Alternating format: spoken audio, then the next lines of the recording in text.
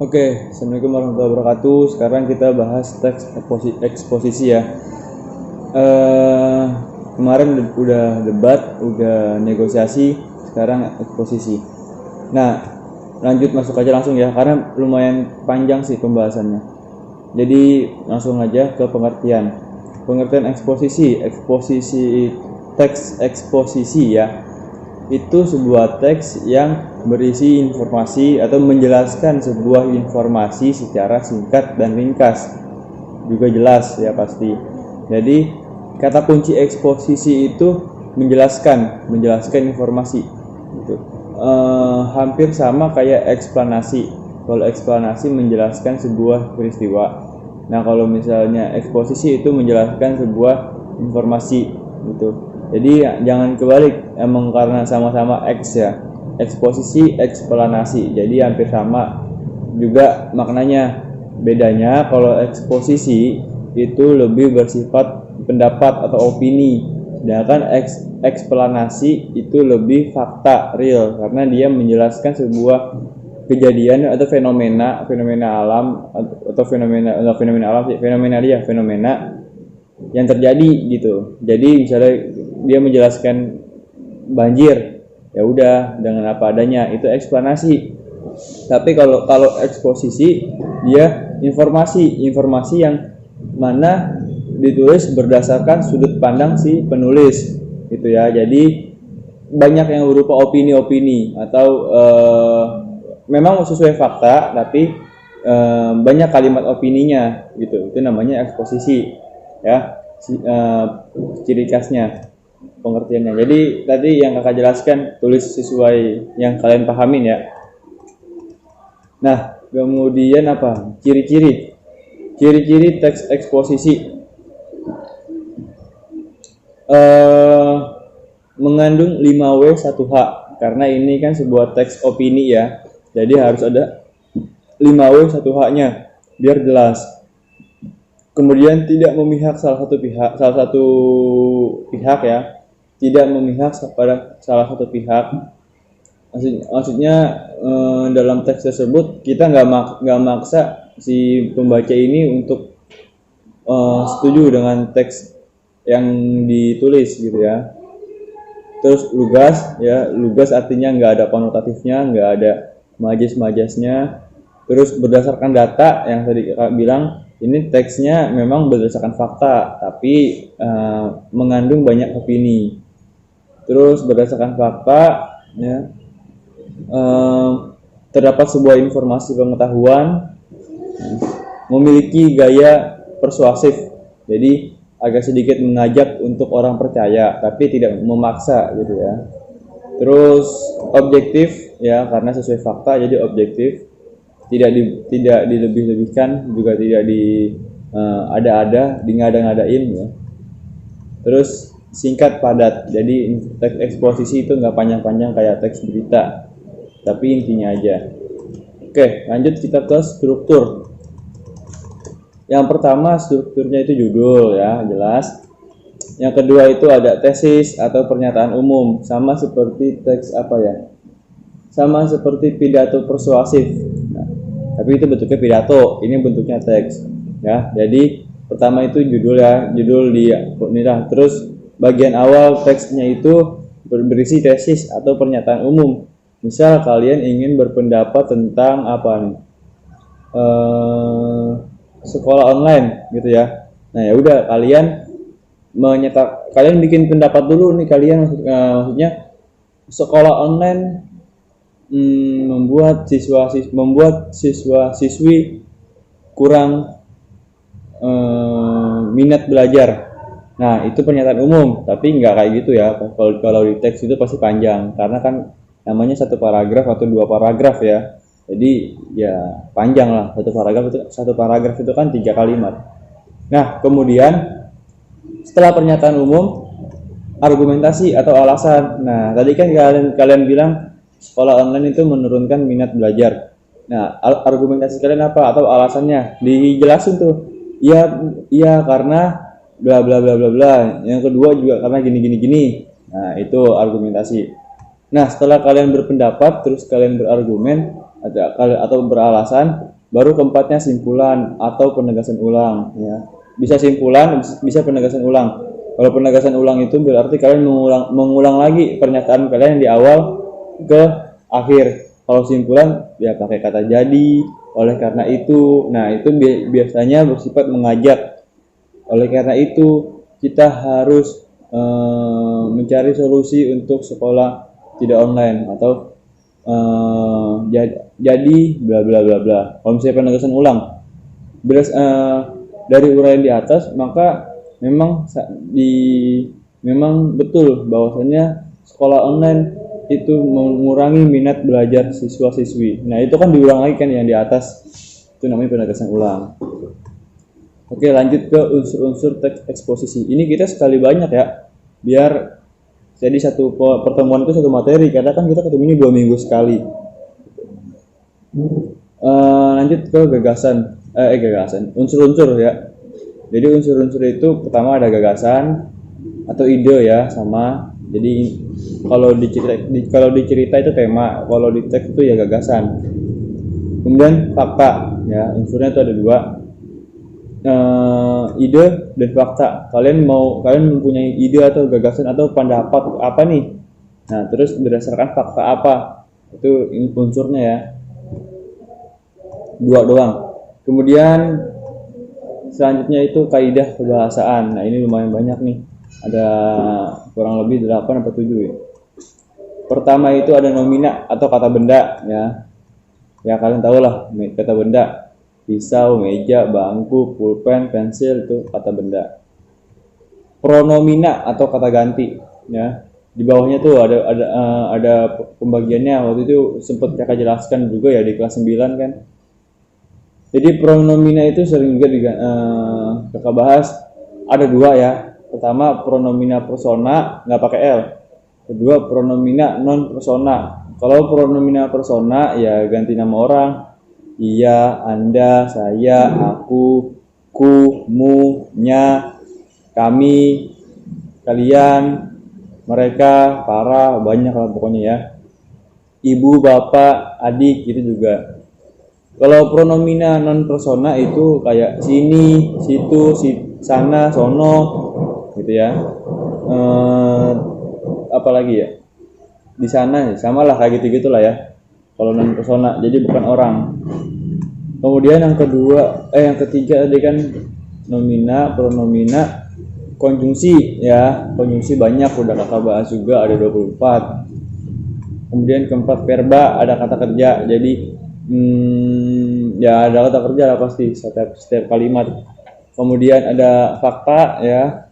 Kalimat fakta, jadi ada datanya gitu. Ada data di teks kalian. Terus ada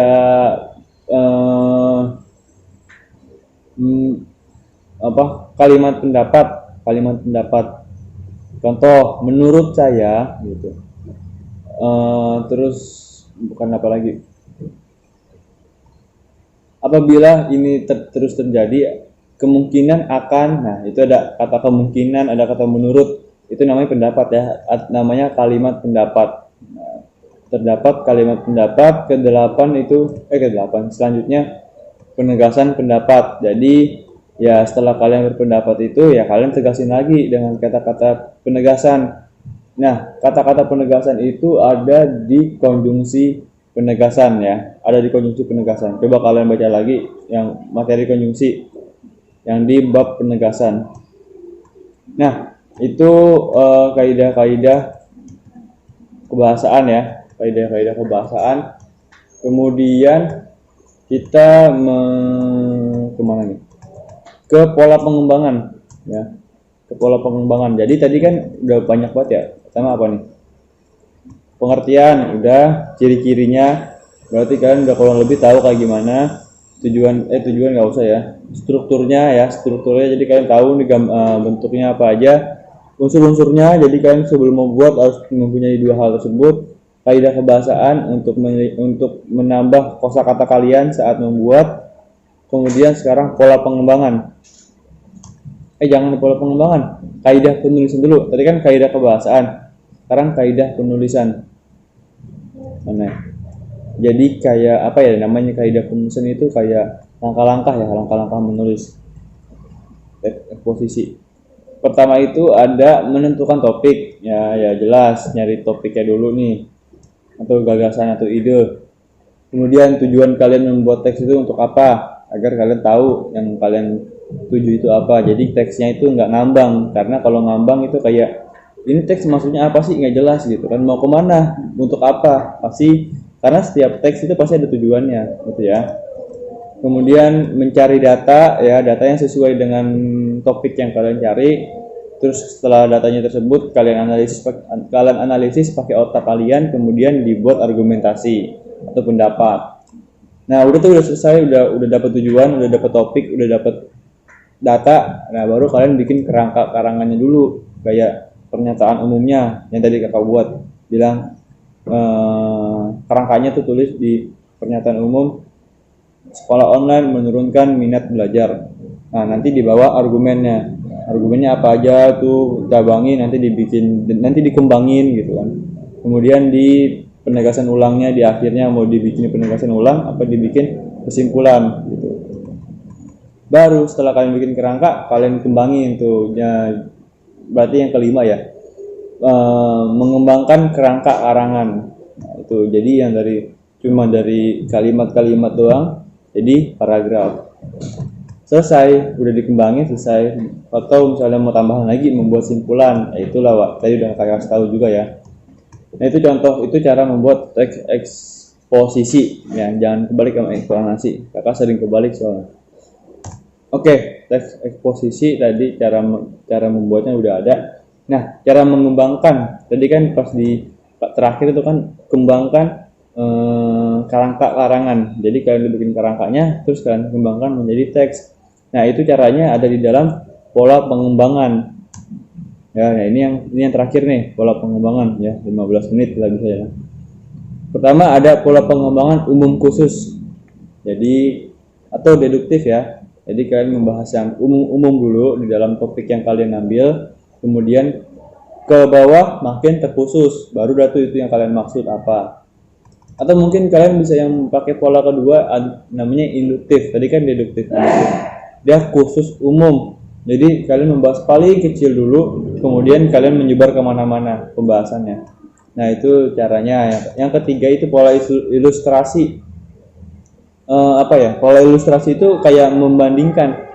Misal kayak kalian lagi ngejelasin apa, terus kalian bilang, iya sama aja kayak misalnya gini. Kan kalau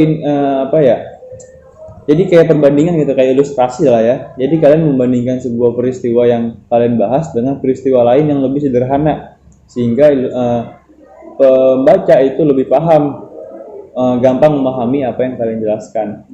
Kemudian pola perbandingan. Kalau tadi kan kalian mengilustrasikan atau membuat sebuah salinan yang dengan peristiwa yang berbeda tapi seragam dengan sederhana biar si pembaca bisa paham. Nah kalau perbandingan itu kalian membuat sebuah perbandingan dari peristiwa lain gitu, atau dari tema lain. Jadi itu tapi tetap ya, maksudnya kalau perbandingan itu yang biasa salah setelah kita kan kalau perbandingan berarti ada dua subjek. Nah dari dua subjek tersebut nanti kalian malah nggak bisa, templang gitu ya. Maksudnya kalian mau bikin teks tentang tentang tema A, nah kalian pakai pola perbandingan, jadi harus ada tema B-nya. Nah tapi malah kalian lebih banyak membahas tema B daripada tema A. Nah itu salah ya. Jadi harus di kondisiin tuh, tetap kalian harus lebih banyak membahas tema A, tema yang kalian ambil. Cuma tema B itu cuma buat perbandingan gitu ya. Kayak misal yang sekolah online lebih dapat menurunkan minat siswa, tidak seperti sekolah biasanya. Karena kalau sekolah biasanya bla bla bla bla bla. Nah itu kan perbandingan kan. Maka sekolah online balik lagi ke sekolah online gitu. Jangan ke sana terus gitu ya. Nah itu pola pengembangan. Nah, udah selesai gimana cara mengembangkannya. Nah, tinggal kalian tentukan jenis eksposisi kalian itu apa. Ya. pertama itu karena ada macam-macamnya ya, ada 8. Pertama itu ada teks eksposisi ilustrasi, berarti dia pakai cara pengembangan ilustrasi pasti. Kedua ada teks definisi. Nah, teks definisi itu biasanya dia pakai pola pengembangan umum khusus atau khusus umum ya, induktif atau deduktif. Kemudian ada teks eksposisi berita. Nah, berita ini berarti dia membahas tentang sebuah peristiwa gitu, sama kayak eksplanasi. Tapi ini pendapat banyaknya ya. Karena ada juga teks eksposisi yang ngebahas politik, ngebahas kesehatan gitu. Kemudian ada teks eksposisi yang keempat ya. Yang keempat ada teks eksposisi proses. Ya, proses. Yang kelima ada teks eksposisi pertentangan. Ya, berarti mempertentangkan sesuatu. Teks eksposisi perbandingan ya, yang tadi kakak bahas juga sama. Teks eksposisi klasifikasi, jadi mengkelompokkan klasifikasi ya, jadi mengkelompokkan sesuatu atau ya gagasan yang kalian ambil gitu ya. Kemudian ada teks eksposisi analisis, jadi ini teks eksposisi yang menganalisis atau mengkaji sebuah peristiwa gitu. Nah itu ya, teks eksposisi ya lumayan, nggak sampai setengah jam. Jadi kalian tulis materinya itu sampai habis tuh ya. Nggak ada, mungkin minggu depan baru soal ya. Itu sampai habis tuh materinya dari awal sampai habis. Yang ada di bab LKS kalian. Sampai sini kurang lebih mohon maaf. Assalamualaikum warahmatullahi wabarakatuh.